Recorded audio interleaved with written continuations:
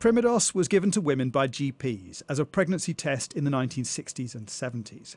Hormones in the drug would induce a period if the woman wasn't pregnant. But thousands of women who used it later gave birth to children with congenital malformations. Some of those children died at birth, others lived with the damage.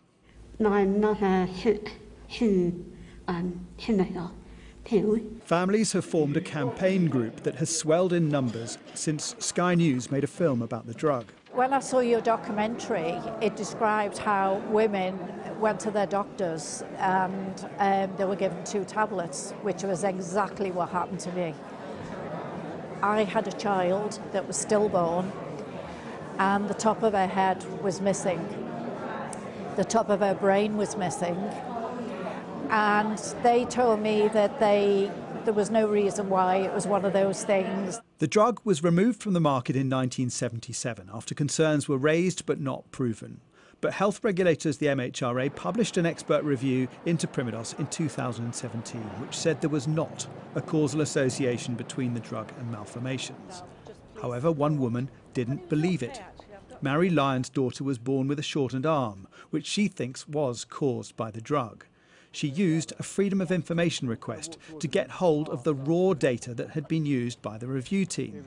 She gave this to Oxford professors Carl Hennigan and Jeffrey Aronson, who have now told the regulators that their own data does show that women using the drug were more likely to have a malformed child. But the meta-analysis shows that there is a link. Absolutely, yes. And the expert working group said there wasn't a link. Oh, they were quite definite there wasn't a link. So and again, this is what came out today. It's a complete contradiction with the same data. Contradiction, yes, and this is what came out today, you know, from all the experts really.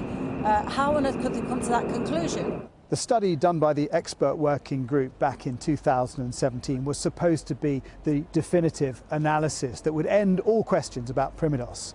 But what professors are saying here at Oxford University is that either it was done wrong or that they did do the meta-analysis but decided not to include it.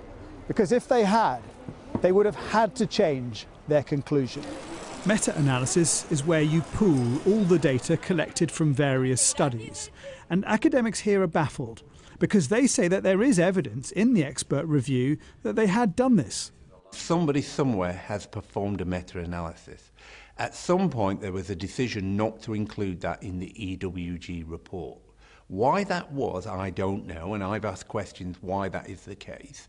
The MHRA doesn't want to answer that question.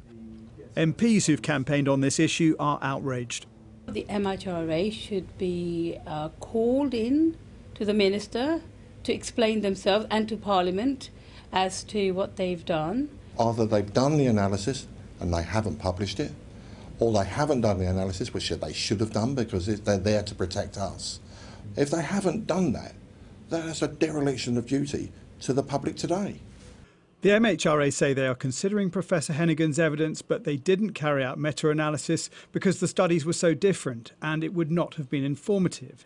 They added the review by the expert working group was comprehensive, scientifically robust and independent. Based on the totality of the data, the review concluded the available scientific evidence did not support a causal association between the use of Primodos during early pregnancy and birth defects or miscarriage.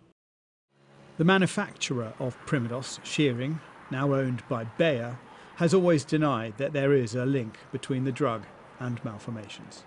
Jason Farrell, Sky News.